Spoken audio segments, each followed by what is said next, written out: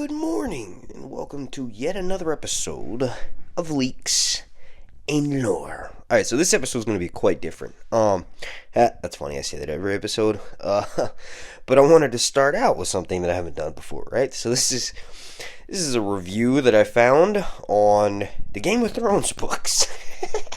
On one of my favorite websites to check out for reviews of books that I'm going to be potentially reading, right? So the website's called Goodreads.com, right? And this is a review of, like I said, the Game of Thrones books by a user named J.G. Keeley. I'm laughing because how many times I've read this review, I don't necessarily agree with it, but this person is, we'll say, dissecting in their dismantleization. Alright, so once again, J.G. Keeley is the person who left the review. They've got 546 reviews on Goodreads.com, and I've checked out a couple of their other reviews, and they're not quite as mean as they are when it comes to this one. Alright, so enough of me laughing. Let's do this, right? So this person says, there are plenty of fantasy authors who claim to be doing something different with the genre. Ironically, they often write the most predictable books of all, as evidenced by Goodkind and Paulini. Okay, so I enjoyed Terry Goodkind, but yeah. Though I'm not sure why they protest so much, predictability is hardly a death sentence in genre fantasy, right? So they go on to say, the archetypal story of a hero, a villain, a profound love, and a world to be saved never seems to get old. It's a great story when it's told well.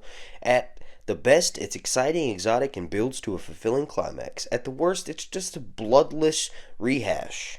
Unfortunately, the worst are more common by far. So let me skip a little bit and get to the actual review. Perhaps it was the abundance of cliche romances that drove Martin to aim for something different. Unfortunately, you can't just choose to be different any more than you can choose to be creative. So they go on to say, in a similar gesture, Martin rejects the allegorical romance of epic fantasy, which basically means tearing out the guts of the genre, the wonder, the ideals, the heroism, and with them, the moral purpose. Fine. So he took out the rollicking fun and the social message. What did he replace with them? Like the post-Moore comics of the 90s, fantasy has already borne witness to a backlash against the upright moral hero, and then a backlash against the grim anti-hero who succeeded him. Hell, if all Martin wanted was grim and gritty anti-heroes in an amoral world, he didn't have to reject the staples of fantasy. He could have gone with its roots. Howard, Lieber, Anderson. I've never heard of any of those. I know you're not talking about Kevin J. Anderson, like the dude who co-wrote the Dune books after Frank died. If that's who you're saying, reviewer on Goodreads.com, to read Kevin J. Anderson, suck a dick, alright? That guy sucks ass. Jesus. Like many authors aiming for realism, he forgets truth is stranger than fiction. Oh, yes, George R. Martin forgets that truth is stranger than... Alright, let me just keep reading, because this isn't the funny part. This is you're nitpicking shit and you have very little background knowledge and grimdark yourself, alright? So anyway, the real world is full of unbelievable events, coincidences, and odd chapters. When authors remove these elements in an attempt to make their world seem real, they make their fiction duller than reality. After all, unexpected details are the heart of verisimilitude. When Chekhov and Peake eschewed the easy thrill of romance, they replaced it with the odd and absurd moments strange enough to feel true. In comparison, Martin's world is dull and gray. Instead of innovating new... Oh man, I wish y'all could see my fucking facial reaction right now. Instead of innovating new, radical elements, he merely removes familiar staples, and any style defined by lack is going to end up feeling thin. Yet despite trying to inject the book with history and realism, he does not reject the melodramatic characterization of fantasy forefathers, as evidenced by his brooding bastard antihero protagonist with a pet albino wolf. Apparently to him, real realism is Draco in leather pants. Oh. Are you talking about Draco Malfoy? This produces a conflicted tone, a soap opera cast lost in existentialism. Lost in an existentialist film. Okay, so here's... Alright, here's my thoughts on what I just read. Alright, so first of all, you use big words like versi multitude, and then you quote or reference authors like Chekhov and Peake. Now, I haven't heard of Peake, I don't think, but I think Chekhov is a guy, Chekhov's gun, right? That's a literary term. Just this one line right here. Martin's world is dull and gray. Shut the fuck up, you ain't never read the books. Right there. You would never say that if you read half of one of his books. Dumbass. You fucking J.G. Keeley motherfucker. Now here's the thing. J.G. Keeley has 10,000 followers on Goodreads. 9,400. That's a lot. But here's the thing. You said Martin's world is dull and gray. That's fucking stupid. And I don't want to comment on the Draco and leather pants. Draco. It's a link to something. Draco and leather pants. What is this?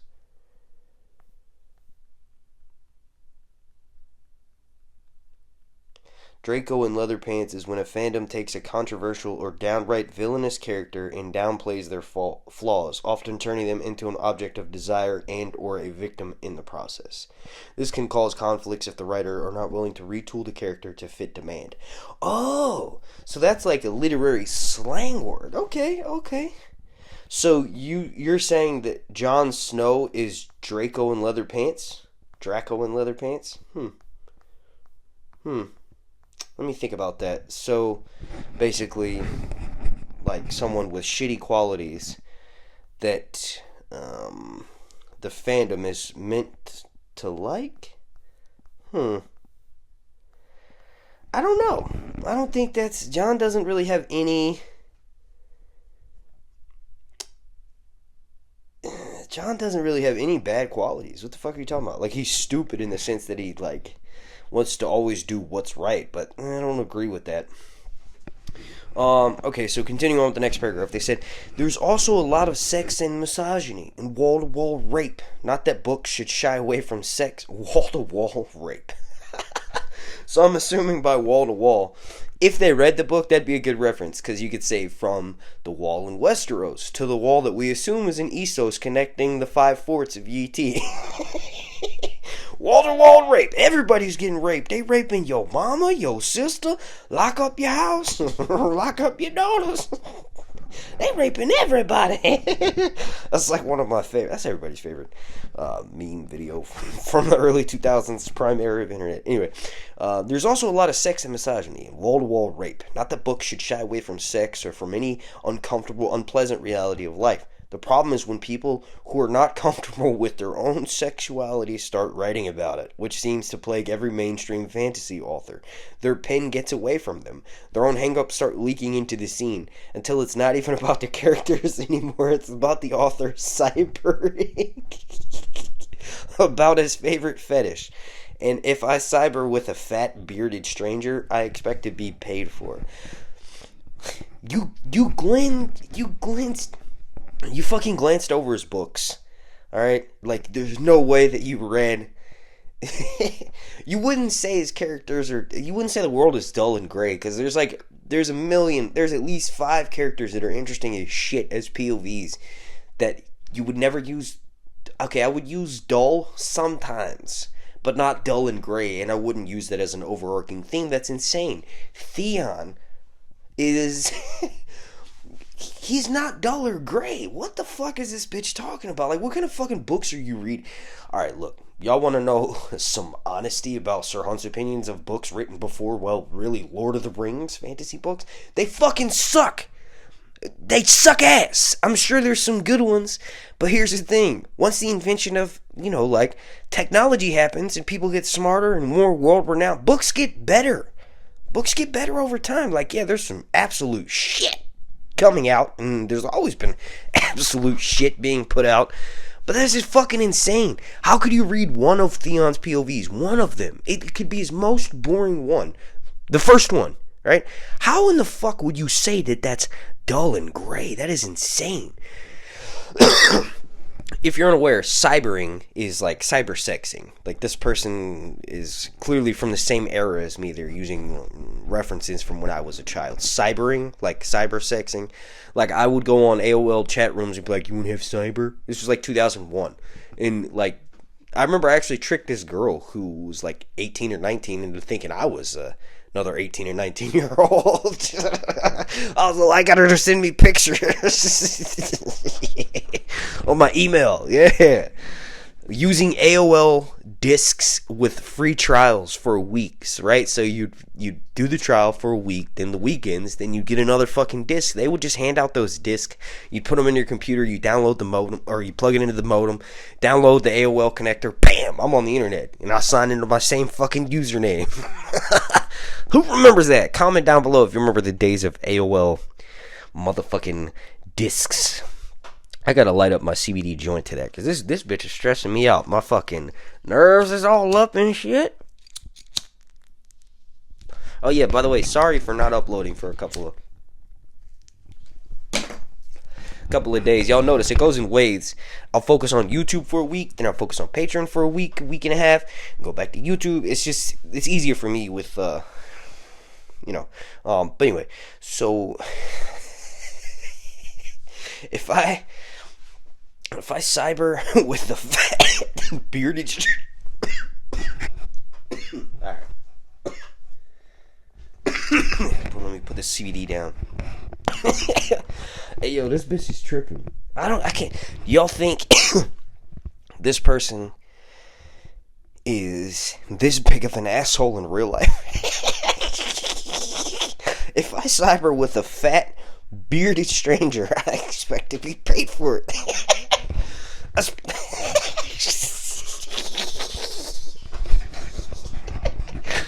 Oh man, it's funny that you can hate somebody. Like, I hate the person who wrote this review, but they genuinely, I feel like I'd get along with them, but I would still hate them at the same time. Like, it's love-hate relationship.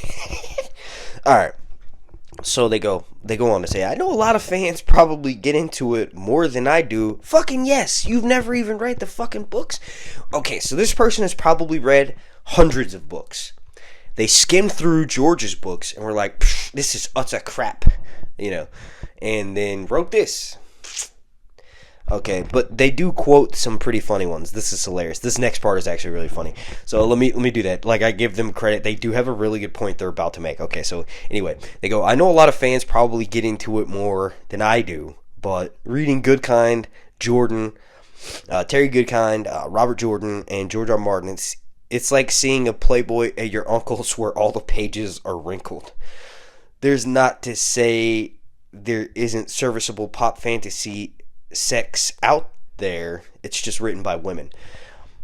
Okay, so I kind of agree with that, because Claire Kilner directed the best sex scene I've ever seen between Rhaenyra and Kristen Cole in A Song of Ice and Fire and Game of Thrones. So that was through her perspective. So that may be the case. I haven't read that many books written by women, specifically sex books. Okay, so I'll have to check that out. Although, when I was a child, there was this book that my sister had. She didn't fucking read it. I took it from her. It was about this lady who grew up, or like basically was a prostitute and will sell her pussy and stuff. I used to read that and jack off, because it was like, to me, it was like, oh yeah, she would talk about how wet her pussy would get, and I would have this mental image and then start jacking off, right? But anyway, first of all, that's how you know this person is a female, because they say wrinkled pages. First off, you ever jacked off on a Playboy, shot your load on the pages aren't wrinkled, they're fucking stuck together, right? Looks like stains, like coffee stains on the magazines. What the fuck is this person talking about? You need to read about jacking off written by men, alright? Anyway, just kidding. Continuing on here. Like I said, I kind of agree with that. They go on to say, though I didn't save any choice examples, I did come across this book, this quote from a later book, right? So like I said, proving that you just skimmed it, but this is still really funny, right? They say, well, this is a quote from Daenerys, and I believe this is in Feast or Dance. Anyway, she wore faded sand silk pants and woven grass sandals. Her small breasts moved freely beneath a painted Dothraki vest. Now, you may think to yourself, this is me, I'm just not quoted from the article. You may think to yourself, what the fuck is wrong with that quote? She wore faded sand silk sand silk pants and woven grass sandals. Her small breasts move freely beneath a painted Dothraki vest. Now this is the actual quote, because I thought to myself as soon as I read that, I'm like, what the fuck is wrong with that? She's got small tits, dude. Like, what the fuck? What do you hating on small tits? But then I read the next part. She goes on, the person who wrote the review says, imagine the process. Martin sits, hands hovering over the keys, trying to get inside his character's head, and then this is the monologue they say George has. Okay, I'm a woman. How do I see and feel the world differently? My cultural role is defined by childbirth. I can be bought and sold in marriage by my own. Oh, hey, I've got tits. Man, look at those things go. Whooshing memory sound effect. Okay, time to write. That's hilarious, because that's how my brain thinks. Like, when I was a kid, and I would, like, draw Dragon Ball Z characters, whenever I would draw Bulma or Chi-Chi, I would intentionally try to draw them nude. So, from, like, an artist standpoint, you're like, oh, this character Chi-Chi is Goku's potential eventual wife, and is Gohan's mom. Let me draw her with some reverence and respect, and then I get down to her shoulders, and I start drawing torso, and then tits. But to be fair, that's how Japanese animators draw too. Oh man. She goes, I can be bought and sold in marriage. Oh, hey, I've got tits. Man, look at these things go. Titties are amazing, though.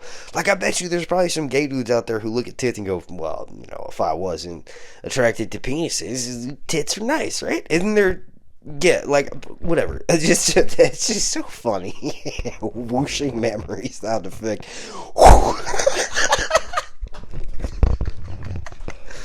Oh, man, I'm so glad I found this review. This is bringing me so much joy. Okay, so they go on to say, where are the descriptions of variously sized dongs swinging within the confines of absurdly detailed clothing? There are a set of man boobs, but not until book 5. Even then, it's not the dude being hyper aware of his own. They're just there to gross out a dwarf. Not really a balanced depiction. Here's the thing. This is where you know your Song of Ice and Fire. Lore is very unnuanced, unbalanced, and you're unhyper aware of your lack of own knowledge on the A Song of Ice and Fire reviewer for freaking Goodreads, whatever the fuck your name is that I forgot, right? The person who wrote this. Here's the thing. The man boobs, you're talking about the scene with Yezanzo Nutsack, the yellow whale, and, or Kagas. It's the yellow whale, either way. You're talking about either Illyrio Mopatis talking to Tyrion at the beginning of Dance in Tyrion's POV, or the yellow whale. And I'm pretty sure it's the, you're probably referring to man boobs. Probably referring to Illyrio, right? But here's the thing.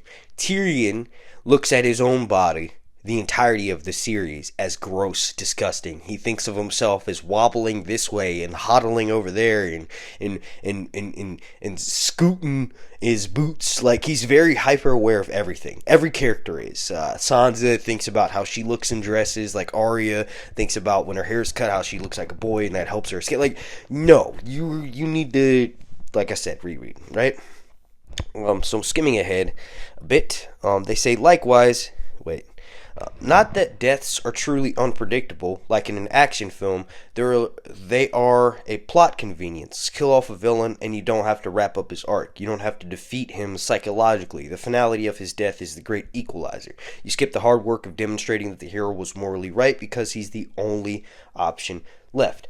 Likewise, in Martin's books, death ties up loose threads, namely plot threads. Often this is the only ending we get to his plot arcs, which makes them rather predictable. Anytime a character is about to build up enough influence to make things better or more stable, he will die. Any character who poses a threat to the continuing chaos which drives the action will first be built up and then killed off. Okay, so here's the thing. You are a well-read person, okay? You're very well-read. But the problem is, the types of books that you read aren't necessarily the most realistic in terms of fantasy and also real world. Alright, so you say that it's lazy writing that Martin kills off a character, but I say it's kind of genius writing because most authors, I've read a lot of fucking books. I've read summaries of even more books, right? I consider myself a poorly, lowly, intelligent person, and I don't consider myself well-read, but I do consider myself somewhat versed in the archetypal hero, right? So the hero's journey. The fact that Martin will put in all that groundwork and then kill off a character, right? So you're talking about Robb Stark, who never really had a POV, would be my guess. That's bold as shit. Because eventually what ends up happening, and you see this in the Game of Thrones books, is that we hear about characters and then we get a POV of them in the next book, right? So, like, we hear about Breanne, and then Breanne comes one of the main POVs. We hear about Jaime and Cersei. Cersei doesn't become a POV until fucking Feast for Crows. So she's got 3 books worth of build-up. 3 books that are triple the length of average novels, right? And then they just get wasted. And then, like, it seems like this person makes some very valid points, but then also makes points that are like from just a small point or perspective that it's kind of like it detracts away from the other really good valid points you make. Like when Daenerys' tits are swinging under the Dothraki vest. Like, yeah. I mean, you know, it's just interesting. So continuing on here, sorry for that abrupt, sort of pause in the recording. I just had to check the time on this.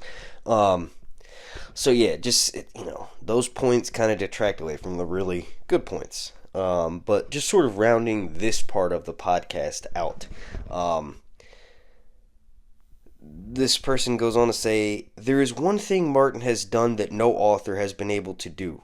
Kill the long-running this is so absurd that they even say this, but I kind of, like, I don't know enough about the writing industry and how the book industry in general works to think this, to really, dissect this and give a well-versed opinion on it, right? But I think it's kind of bullshit. It's bullshit. It's just like this part of the article makes the entire part seem like, oh, this is someone who just got spurned by maybe Martin's publishers, or who thinks Martin fucked them over somehow, right? So they go on to say that there's one thing Martin has done that no other author has been able to do: kill the long-running high fantasy series. According to some friends of mine in publishing, right, and in parentheses, in some of those knows remarks by Caleb Carr in an NPR interview on his own foray into fantasy. So that's where you got your information. You don't have friends in publishing. You have remarks by Caleb Carr in an NPR interview about his own foray into fantasy. But anyway,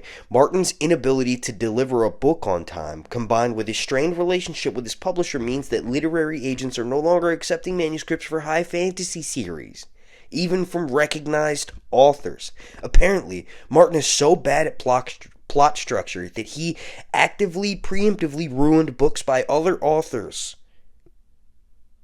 What? You think that George's inability to meet a deadline made it so that other authors who are writing books with similar scope and scale are just being turned down by editors? No, it's because those books fucking suck, you dummy. Those books are shit, and the fucking editor doesn't want them. But anyway, stupid bitch. That's so crazy. You think the only thing George's inability to break a fucking, to meet a deadline is she's probably lost some fans over the years because they've died waiting for the books. Like they, it's a long time in between books and they literally couldn't help it, but they just fucking died. That's the impact that George's wait for in how bad season 8 was in Game of Thrones. Shut the fuck up. This person's so stupid. I kind of forgot about this part. They go, though I declined to finish this book, I'll leave you with a caution compiled by various respectable friends of mine who did continue on. You're such a stupid bitch. You can't even finish a book that you wrote a review on. I'm just let y'all know, I'm not going to read all the comments to this post review of Game of Thrones, but most of the comments rip this bitch apart, right? Or a good chunk of them, not most of them. And they go, if you need some kind of closure, avoid this series. No arcs will ever be completed. Nothing will ever be changed. The tagline is winter is coming. It's not. As the series goes on, there will be more and more characters and diverging plot lines to keep track of. Many of them Apparently completely unrelated to the other, even as it increasingly becomes just another cliche fascist choose one monomyth like every other fantasy series out there. If you enjoy a grim, excessively long soap opera with lots of deaths and content on revoltation, pick up the series, otherwise maybe check out the show. And then she ended the review by saying that the show is better than the books. Hey yo, fuck you! This has been a wild ride of a review. You're fucking funny, you made me laugh, you made me mad, mostly mad. God damn. That's crazy. Damn.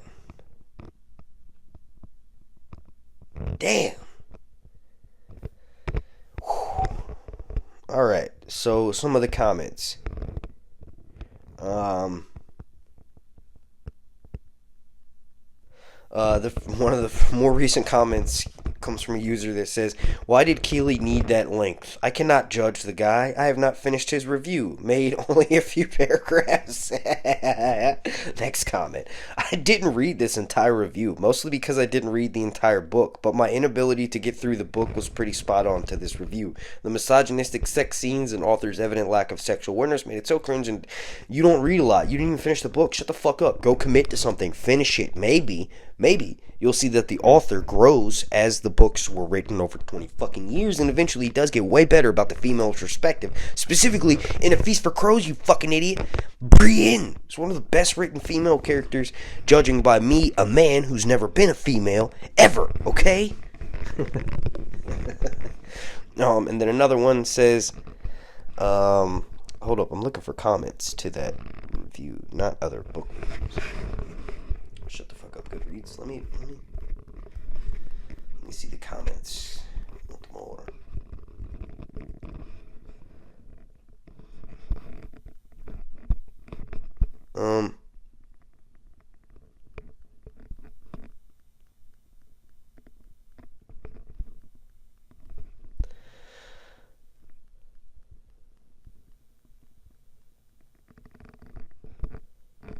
Oh, so I can't find all the comments, but there's one that says, "We get it, guys. This dude wrote a shitty, poorly argued review." One person just wrote to that review, "Shut the fuck up."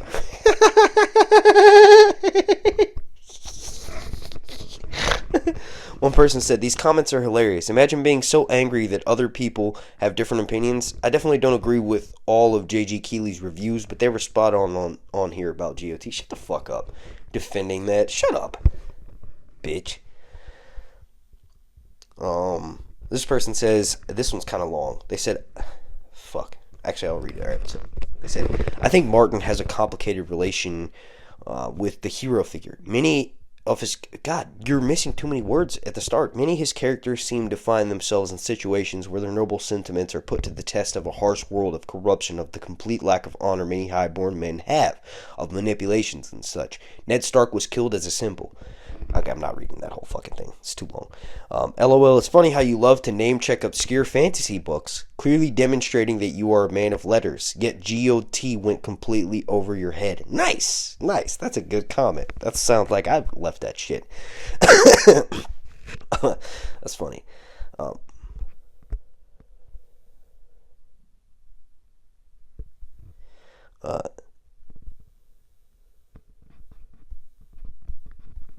Alright, well, let's move on to the next segment of the podcast. We spent 30 minutes on this.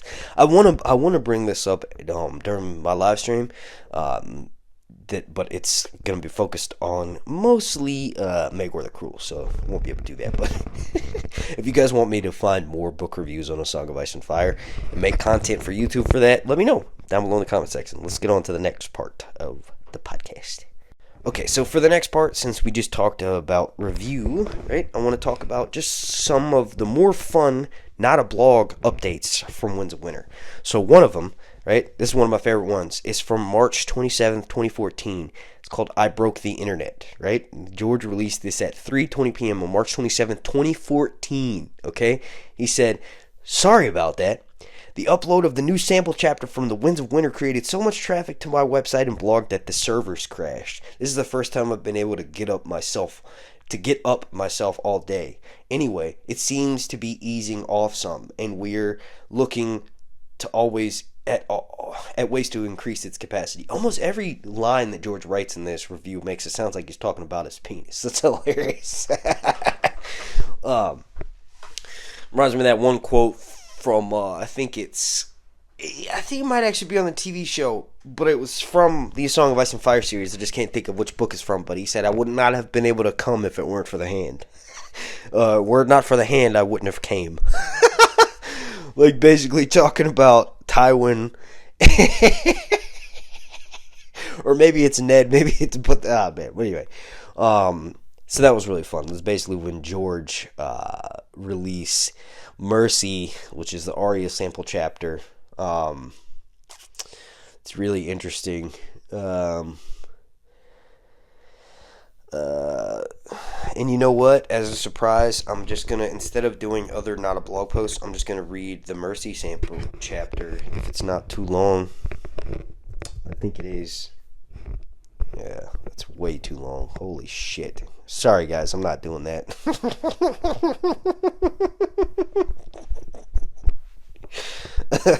I'm sorry. That shit is long as fuck. It's like 5 pages.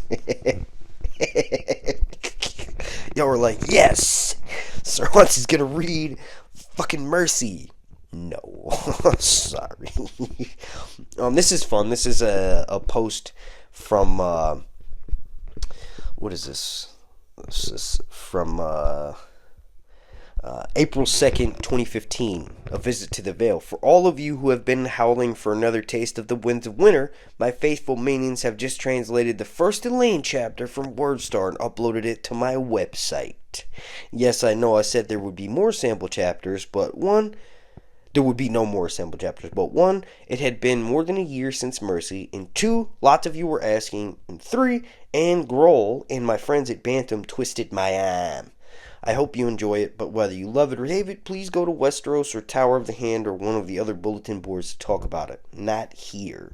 I would have put it up yesterday, but I didn't want to get mistaken for an April Fool's joke. Alright, George. So we ain't gotten a sample chapter since 2016. Can we get another sample chapter? Please. Since I'm on his Not a Blog website, let's go to the most recent post and see. Oh yeah, this is... reaching out. This is kind of interesting. George, in his most recent post, made a Patreon. You lovely folks here have Patreon accounts, but it's just kind of entertaining. It's interesting because George is a millionaire, so it's like, what do you need a patron for? But then it's like for different stuff. So if George was releasing anything related to Winds of Winter, I bet you he would have 1 million patrons over there. But this is just different stuff for his beastly world of books things. But continuing on to the last part of this, I just wanted to discuss Euron, right? Euron Greyjoy. So this was specifically requested by Breanne. Hope you're listening to this, Breanne, and made it this far. Sorry for all my shenanigans at the beginning part of this. I'll message you and let you know that this is included in here. And I'm going to be doing a Euron Greyjoy live stream next week. So this week is the, what is that? The 7th. So it would be like the 13th or the 14th. But anyway, this is just a taste. So here's a quote from Euron. Let's discuss this, right? So he says, or from Victorian's POV talking to Euron, right? Or it might be from Aaron's. So, when I was a boy, I dreamt that I could fly. Should I do Euron's voice? No, I'm not going to do voices because it would just be annoying. When I was a boy, I dreamt that I could fly, he announced. When I woke, I couldn't, or so the maester said. But what if he lied? Victorian could smell the sea through the open window. Though the room stank of wine and blood and sex, the cold salt air helped to clear his head. What do you mean? Euron turned to face him, his bruised blue lips curled in a half smile. Perhaps we can fly, all of us. How will we ever know unless we leap from some tall tower? So Euron's fucking psycho, okay? And he's in Breanne. I promise you, this will be way better for the live stream. This is just kind of, I just wanted to talk about Euron a bit. So Victorian's POV in the dance when this is happening, or this might actually, was it in the feast? It doesn't matter. It's besides the point. Basically, Victarion hates Euron for multiple reasons. Euron tortured them when they were younger. He may have potentially raped their younger brother. But the main reason why Victarion fucking hates Euron is because Euron raped his wife, which caused Victarion to kill his wife, and this is what got Euron banished and exiled from the Iron Islands for something like 10 years before he, ultimately shows up the day after Balon dies. So, I believe that this is a pretty popular theory, but it's headcanon to me. It's not a theory to me. This is exactly what happened. So, the day before Euron shows up, Balon is walking across a bridge, in the Iron Islands, Pyken specifically, they have these fucking massive, sea spikes, and in between the sea spikes is their fortress. They have these bridges, these windy bridges, these narrow bridges, we saw them in Game of Thrones, that connect one part of the keep to the other part. So one night, Balon's walking on that fucking bridge that he's done probably thousands of times, right? And then he falls. On the TV show, they made it Euron who shows up and pushes him in the sea. But in the books, Euron had a dragon egg at one point, but then supposedly threw it into the sea. Now, when he threw it into the sea, everything Euron kind of says is a metaphor. He didn't throw the dragon egg into the sea. He used the dragon egg to pay for a faceless man who then threw Balon into the sea. So in Euron's mind, he's not lying. Yes, he's speaking in metaphors, but it's literally he threw a dragon egg into the sea, because ultimately he gave a dragon egg for Balon to be thrown into the sea. So Euron kind of suspects that that Victarion is stupid and not as intelligent, and that he can be manipulated. And yes, Victarion can be manipulated, but ultimately how far and to what extent? Because like I said, remember, Euron raped Victarion's wife, and Victarion had to kill his wife because of that. In his mind. Obviously, you don't have to fucking kill somebody for cheating on you, but that's what he did, and he hates Euron because of that, right? So, this conversation they're having is really interesting because, you could take it at, the metaphor thing with Euron is oh yeah, he's talking about, you could take it at what he's saying. He's, half drunk on the shade of the evening, and if you take it at the surface level, that's stupid. That's why I just broke down the way that he speaks in metaphors. Sorry, my brain's not functioning clearly. So since Euron speaks in metaphors, when he says we could all, potentially maybe we can fly, the only way we'd find out is if we just jumped off of a tower and found out. He's not talking about killing himself. He's speaking in metaphors because he saw what happened to Breanne. Breanne, who is an agent of Bloodraven, is kind of what happened to Euron. Euron got dreams when he was younger. The Ironborn have mixed in with the First Men a bunch. And the First Men, well, not a bunch, but enough that the blood is still there. And the First Men are blood of the Children of the Forest. So, most likely, Euron got warg dreams, and it was rare, right? So, the Bloodraven, seeking through people's dreams using his glass candle, right, found Euron and started sending him dreams, and then he saw Euron's future and decided, let me back the fuck up from that avenue, right? So he stopped sending the dreams to Euron, and ever since Euron stopped getting the dreams, he spent his whole life trying to figure out what the fuck those dreams mean and how to get them back, right? So he's traveled the world in his exile trying to figure all that out. So anyways, having this conversation with his brother, and ultimately Victarion, we learn through Victarion's POV that he's not as stupid as Euron thinks he is. So when he says leap off of a high tower, yeah, he's referencing what happened to Breanne, but also dragons. Anybody, potentially, is what he's hinting at. Anybody could potentially ride a dragon, and the only way you'll know is if you try. But you gotta have a blood magic ritual, or you gotta have a blood magic connection to the dragons via the Targaryens and Valyrians of old, right? So this is really interesting for Euron. In my opinion, I think he's going to figure out a way in his mind at least to think that he can take a dragon, right? And it may be this blood magic ritual, but it may actually be because he's got a little bit of blood of the ancient race of dragon flying individuals who were in Westeros before. Because the Iron Islands, potentially, the religion has been around since before the first men. It's different. They don't worship the many-faced old gods of the north like the children of the forest. They worship the drowned god. And it's proof that the Iron Islands, certain structures like the sea stone chair, were around before the founding of the Seven Kingdoms of Westeros. So there's that. Then another quote. This one's from Damp Hair's POV. So this is Aeron's vision. This is basically, this gets talked about a lot, but the Forsaken chapter. Actually, no, I don't have that quote pulled up here. Let me pull up this other one. This is from I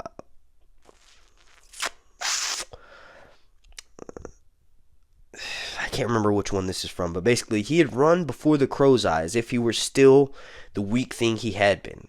I was reborn from the sea, a harder man and stronger. No mortal man can frighten me, no more than the darkness could, or the bones of his soul, the gray and grisly bones of his soul. The sound of the door opening, the screaming, rusted iron hinge. Euron has come again. It did not matter. He was the damp hair priest, beloved of the god. So that was, remember I was mentioning about Victarion hating Euron because he raped his brother's part of it. Like, you find out that through Aeron and Urigan, potentially Yuri, Aeron used to get raped by Euron, so Euron is not the best dude at all. But I think this is a good point to wrap this video up, keep you guys wanting more. It's not a video, it's an audio podcast. Thank you for listening. And if you'll notice, like I said before, I hadn't uploaded in a while, but when I don't upload for a couple days, it's because I've focused on YouTube. But also, you get longer podcasts. Like, podcasts shouldn't be 10 or 17 minutes like I normally do. They should be almost an hour, and this one was 41 minutes, and then the last episode that I released was also 40 minutes. So I hope you guys enjoy these longer videos. Let me know down below in the comment section. I want to thank you all so much for your support here. Have a good Sunday, and Last of Us episode 4 comes out tonight.